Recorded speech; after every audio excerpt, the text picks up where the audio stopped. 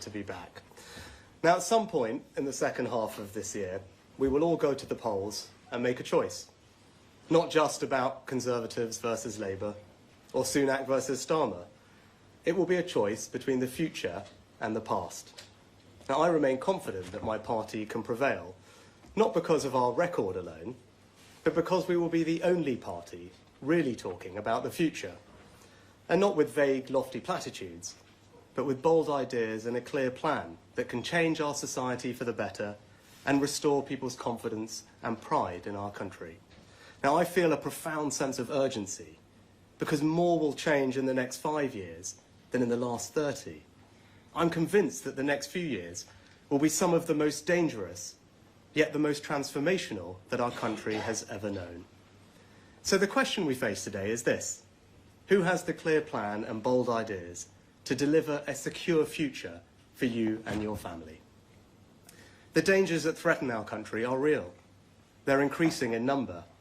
An axis of authoritarian states like Russia, Iran, North Korea and China is working together to undermine us and our values. War has returned to Europe, with our NATO allies warning that if Putin succeeds in Ukraine, they might be next. War rages too in the Middle East, as Israel defends itself, not only against the terrorists of Hamas, but a barrage of missiles fired for the first time directly from Iran. Right now in Africa, conflicts are being fought in 18 different countries. And Putin's recklessness has taken us closer to a dangerous nuclear escalation than at any point since the Cuban Missile Crisis. Now, these are not faraway problems. Iranian proxies are firing on British ships in the Red Sea, disrupting goods destined for our high street. Here at home, China has conducted cyber-targeting of our democratically elected MPs. Russia has poisoned people with chemical weapons. And when Putin cut off the gas supplies, it had a devastating impact on people's lives and threatened our energy security. And in this world of greater conflict and danger, 100 million people are now displaced globally.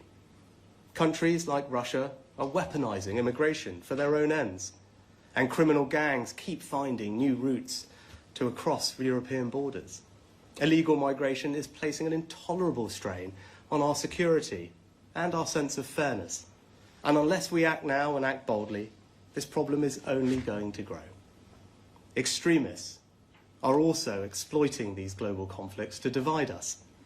People are abusing our liberal democratic values, the freedom of speech, right to protest, to intimidate, threaten, and assault others, to sing anti-Semitic chants on our streets and our university campuses, and to weaponize the evils of anti-Semitism or anti-Muslim hatred in a divisive, ideological attempt to set Britain against Britain. And from gender activists hijacking children's sex education to cancel culture, vocal and aggressive fringe groups are trying to impose their views on the rest of us. They're trying to make it morally unacceptable to believe something different and undermine people's confidence and pride in our own history and identity. Scottish Nationalists are even trying to tear our United Kingdom apart. But for all the dangers ahead, few are felt more acutely than people's sense of financial insecurity.